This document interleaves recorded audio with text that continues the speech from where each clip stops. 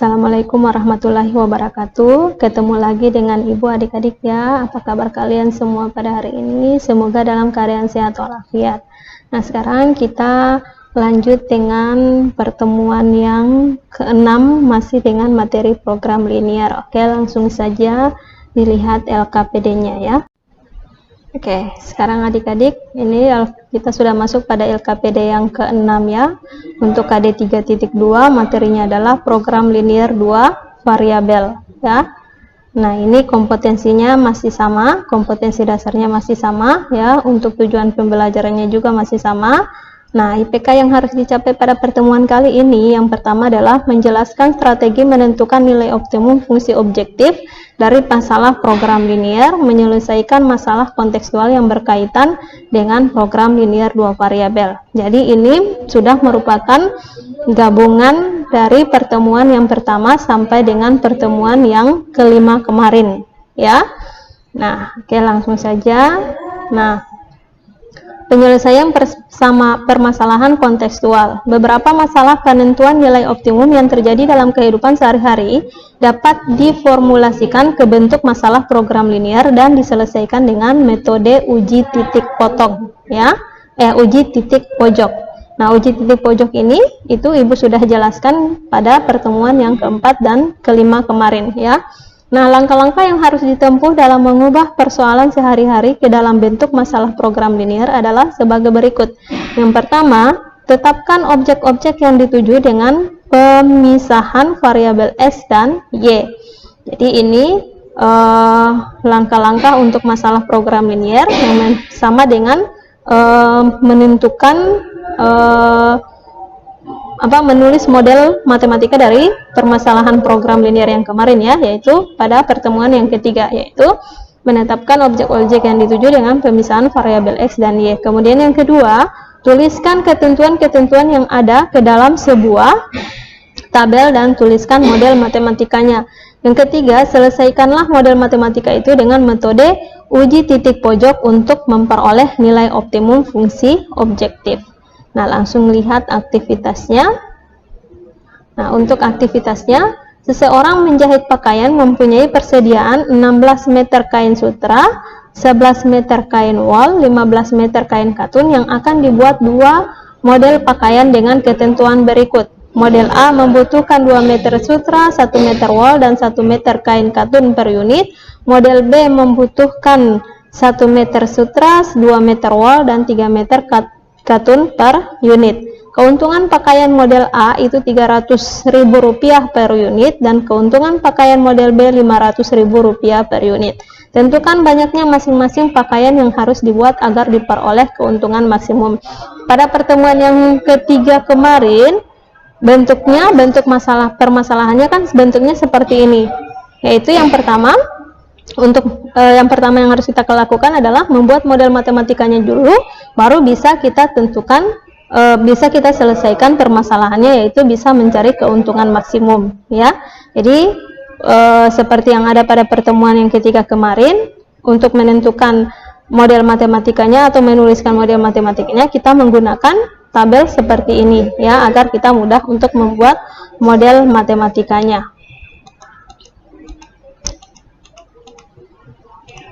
Oke, sekarang yang pertama kita harus misalkan dulu variabel X-nya, yaitu adalah jumlah pakaian model A, Y adalah jumlah pakaian model B.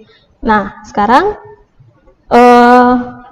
untuk permasalahan ini semuanya itu kita akan tulis ke dalam bentuk tabel seperti ini untuk memudahkan kita menulis model matematikanya ya.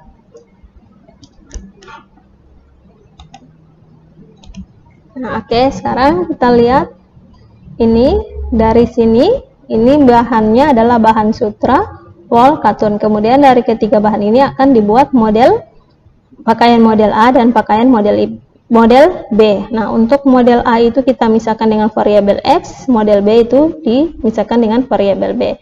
Sekarang yang dibutuhkan oleh model A itu pakaian model A, sutranya 2 ya, kemudian wolnya 1, katunnya itu 1 meter. Jadi di sini 2, 1, 1 ya. Kemudian bahan B itu sutranya 1 meter, wallnya 2 meter, katunnya 3 meter. Berarti 1, 2, 3. Nah, sekarang persediaan kain untuk sutra itu 16. Kemudian untuk wall itu 11 meter dan untuk katun itu 15. Sekarang keuntungan ya. Keuntungan untuk model A itu 300.000 rupiah. Kemudian model B itu 500.000 rupiah per unit. Nah, sekarang keuntungan ini yang akan kita jadikan sebagai fungsi objektif ataupun fungsi tujuan. Ini kita kalikan dengan X dan ini kita kalikan dengan Y. Sehingga ini memaksimumkan fungsi objektif, karena yang di sini yang ditanyakan adalah keuntungan maksimum. Berarti fungsi objektif itu adalah memaksimumkan, itu Z-nya sama dengan ini 300X 300.000 X ditambah 500.000 Y. Nah, jadi untuk fungsi objektif itu bisa kita tulis Fx, Y, bisa juga kita tulis dengan Z, ya. Nah, untuk pembatasan atau kendala kita lihat yang ada di sini, ya. Jadi pertama, ini 2X ditambah 1Y atau ditambah Y itu kecil sama dengan 16, karena maksimum berarti kita menggunakan tanda kecil sama dengan, berarti 2X tambah Y kecil sama dengan 16. Yang kedua, 1X atau X tambah 2Y kecil sama dengan 11. Jadi X tambah 2Y kecil sama dengan 11. Yang berikut yang ketiga, 1X atau X tambah 3Y kecil sama dengan 15. Jadi X tambah 3Y kecil sama dengan 15. Kemudian X besar sama dengan 0, Y besar sama dengan 0. Oke, jadi ini merupakan model matematika dari permasalahan yang ini, ya. Ini fungsi tujuan atau fungsi objektifnya, yaitu 300.000 X tambah 500.000 Y. Nah, untuk sistem pertidaksamaannya adalah 2X tambah Y kecil sama dengan 16, X tambah 2Y kecil sama dengan 11, X tambah 3Y kecil sama dengan 15, X besar sama dengan 0, Y besar sama dengan 0. Nah, setelah membuat model matematikanya, kita akan menentukan daerah himpunan penyelesaian dari sistem pertidaksamaan linear yang ini, ya. Caranya sama dengan pertemuan yang pertama, yaitu kita harus buat tabel bantu dulu, ya. Kita harus menentukan titik koordinat dengan menggunakan tabel bantu seperti ini. Nah, ini, ya. Oke, sekarang kita akan menentukan himpunan penyelesaian dari sistem pertidaksamaan linear 2 variabel yang kita sudah dapat di atas tadi, ya. Yang pertama adalah 2X tambah Y sama dengan 16. Kemudian yang kedua itu persamaan yang kedua adalah X tambah 2Y sama dengan 11. Yang berikut yang ketiga adalah X tambah 3Y sama dengan 15. Oke, sekarang kita akan menentukan titik-titik koordinat, ya. 2X tambah Y sama dengan 0. Kalau X-nya 0 berarti terlihat Y sama dengan 16, sehingga titiknya adalah 0,16.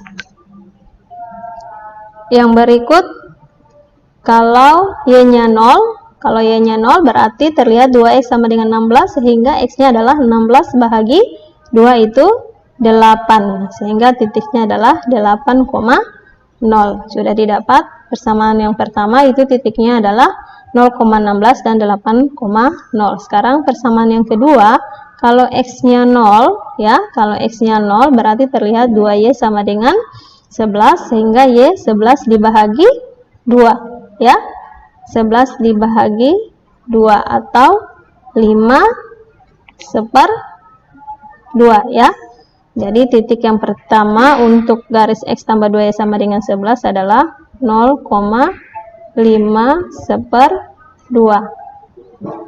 Oke, yang berikut yang kedua adalah Y sama dengan 0. Kalau Y-nya 0 berarti X-nya adalah 11 ya. Nah, sekarang untuk garis X tambah 3Y sama dengan 15. Bersamaan untuk X tambah 3Y sama dengan 15. Kalau X-nya 0 berarti Y-nya 3Y sama dengan 15, berarti Y-nya 15 bahagi 3 itu 5. Titiknya 0,5.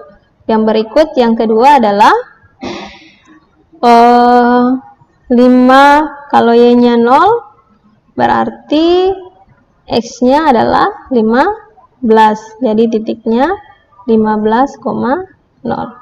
Nah, sekarang kalau ini tadi 11,0. Nah, kalau kita sudah tentukan titik-titiknya seperti ini, kita tinggal menggambar grafiknya pada bidang kartesius seperti ini ya. Nah, untuk lebih jelas itu kita gunakan saja GeoGebra ya. Kalau kalian itu bisa kalau ini digaris dengan mistar, itu pasti kita akan dapatkan daerah penyelesaiannya berada di mana. Nah, ini kita gunakan saja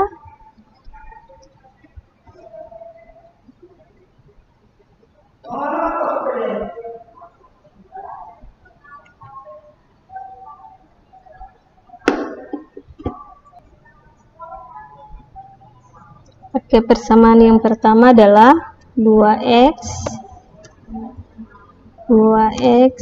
tambah 2x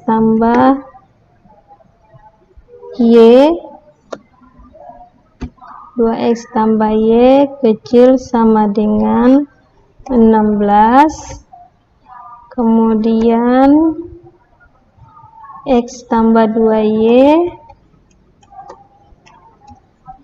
kecil sama dengan 11. Yang ketiga adalah x tambah 3y kecil sama dengan 15. Kecil sama dengan 15, x besar sama dengan 0, kemudian y besar sama dengan 0. Y besar sama dengan 0. Oke, sekarang nah ini kalau ini kan bisa langsung kita dapatkan daerah himpunan penyelesaiannya ya. Jadi daerah penyelesaiannya ini yang ini ya, yang biru sekali ini. Jadi ini daerah himpunan penyelesaiannya. Jadi ini kita bisa arsir ini, yang biru sekali ini, daerah himpunan penyelesaiannya.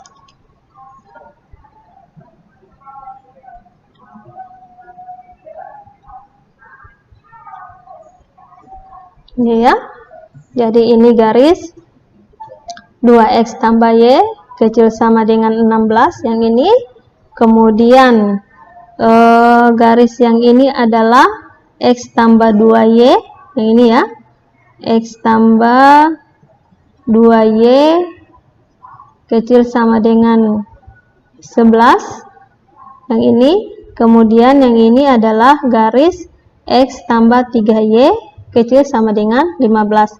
Berarti ini titik pojoknya ya. Nah, berarti titik pojoknya didapat ini ada 4 ya.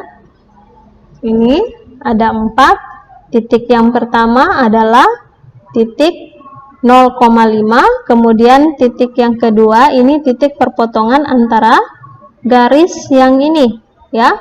Berarti garis x tambah 3y kecil sama dengan 15 ya. Kemudian oke, sekarang untuk garis yang ini adalah garis x tambah 2y kecil sama dengan 11 ya. Yang berikut garis ini adalah garis X 2X ya, 2X tambah Y kecil sama dengan 16. Jadi titik ini adalah titik perpotongan antara garis X tambah 3Y kecil sama dengan 15 dan garis X tambah 2Y kecil sama dengan 11.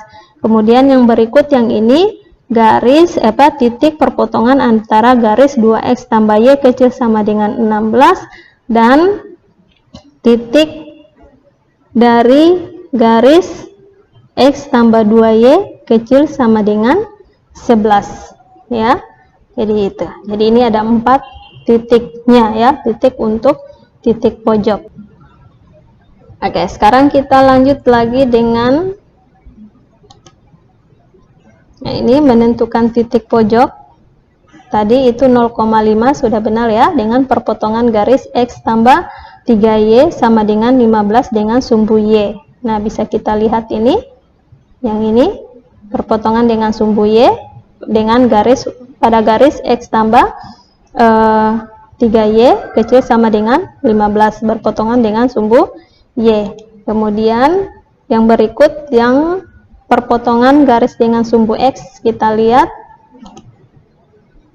yang ini ya, yaitu garis 2X tambah Y kecil sama dengan 16, berarti di sini 8 ya. Jadi 8,0. Jadi di situ 8,0.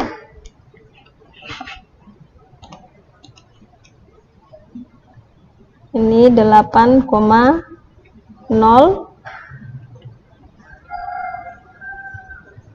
8,0 perpotongan garis, tadi kita lihat garis yang mana dia?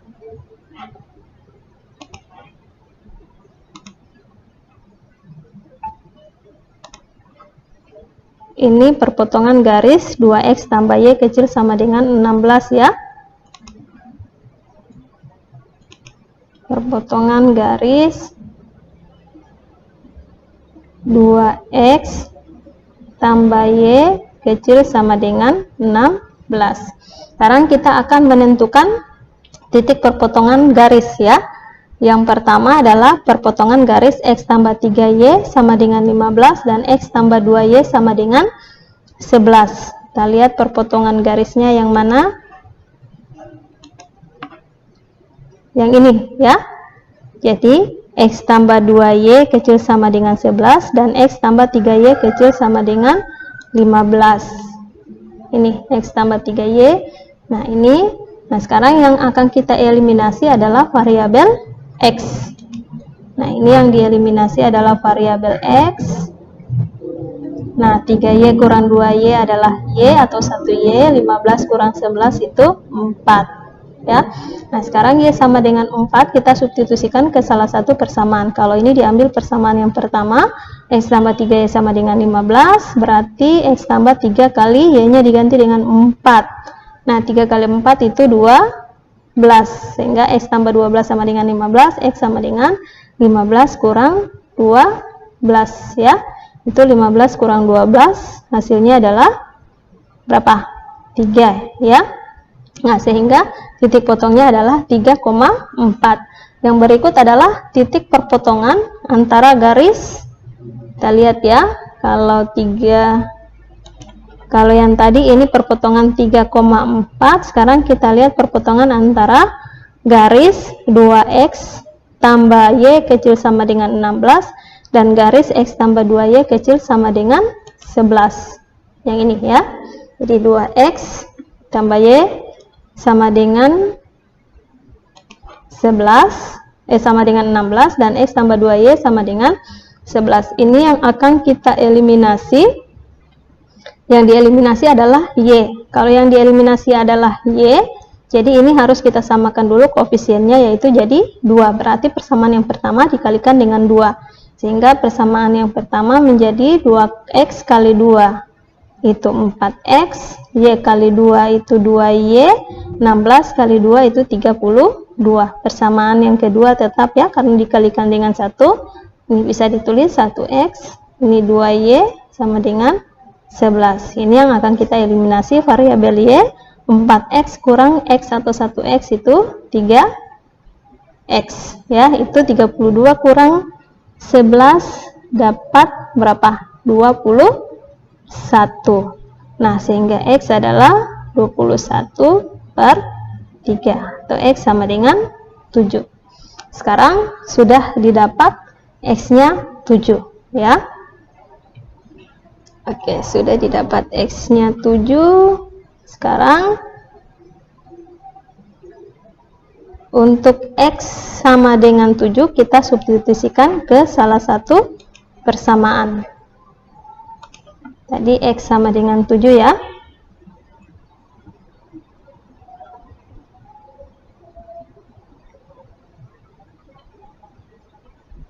X sama dengan 7 kita substitusikan ke persamaan ini, X-nya diganti dengan 7.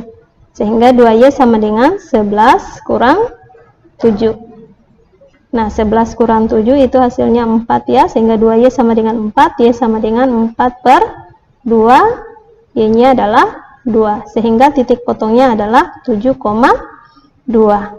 Nah, sehingga titik pojok yang didapat yang pertama 0,5, kemudian 3,4, 7,2, dan 8,0. Sekarang titik pojok ini itu kita akan substitusikan ke fungsi objektif atau fungsi tujuan seperti ini untuk mendapatkan nilai maksimum ya. Nah, ini untuk 0,5 berarti 300.000 kali 0 tambah 500.000 kali 5 dapat 0 tambah 2.500.000, hasilnya adalah 2.500.000. Yang kedua adalah 300.000 dikali 3 ya, kali 3 tambah 500.000 kali 4 karena Y-nya 4. Nah, ini dapat 900.000 ya. 300.000 kali 3 900.000. 500.000 kali 4 5 kali 2 20 berarti 2 juta ya. 2 juta itu sama dengan 2.900.000. Oke, yang berikut yang ketiga 7,2 berarti 300.000 kali 7 tambah 500.000 kali 2. Nah, 300.000 kali 7 berarti 21 ya, 2.100.000. 500.000 dikali 2 itu 1 juta. 2.100.000 ditambah 1 juta itu 3.100.000. Oke, sekarang yang terakhir 8,0 berarti 300.000 dikali 8 ditambah 500.000 kali 0. Nah, 3 kali 8 itu 24 berarti 2.400.000 ditambah 500.000 kali 0 hasilnya 2.400.000. Nah, dari nilai Z yang diperoleh, karena ini yang diminta adalah keuntungan maksimum, kita cari dulu nilai maksimum. Nilai Z maksimumnya adalah berapa? Di sini ada 2.500, 2.900.000, 3.100.000, 2.400.000. Berarti yang paling terbesar adalah 3.100.000 ya. Jadi banyaknya pakaian yang harus dibuat untuk model A sehingga mendapatkan keuntungan maksimum. Ini kan nilai maksimumnya adalah 3.100.000 ya. Nah, bagaimana cara menentukan banyaknya model pakaian A yang dapat dibuat untuk menghasilkan keuntungan maksimum? Itu kita lihat saja pada titik pojoknya. Nah, 7,27 ini adalah X dan Y-nya ada 2, sedangkan X yang tadi dimisalkan itu adalah banyaknya model A, Y itu adalah dimisalkan model B. Berarti ini merupakan banyaknya pakaian model A, ini pakaian model B. Sehingga di sini 7 unit ya. 7 unit model pakaian A dan berapa unit pakaian B, yaitu 2 ya. Dan 2 unit model B dengan keuntungan itu 3.100.000. Jadi dari permasalahan yang tadi didapat keuntungan hasil penjualan model pakaian A dengan model pakaian B itu sebanyak 3.100.000 dengan menghasilkan 7 unit model pakaian A dan 2 unit model pakaian B.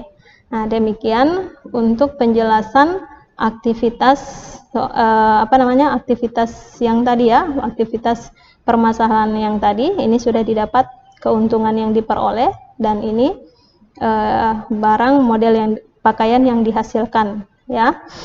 Nah, untuk penjelasan aktivitas sudah selesai. Yang berikut dilihat, nah ini ada latihannya. Nah, untuk latihan itu silahkan kalian kerjakan ya.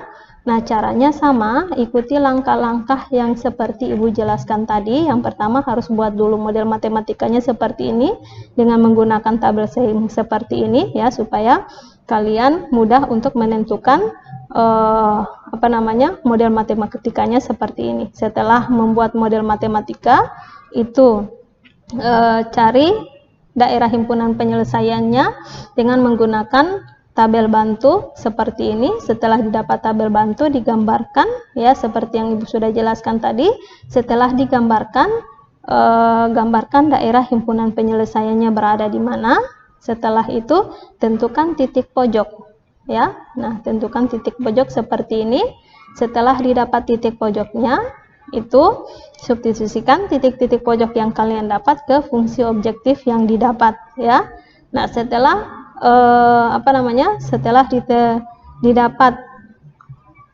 setelah disubstitusikan titik pojok ke nilai atau fungsi objektif, itu kalian cari nilai optimum ya. Setelah dapat nilai optimum itu kalian simpulkan.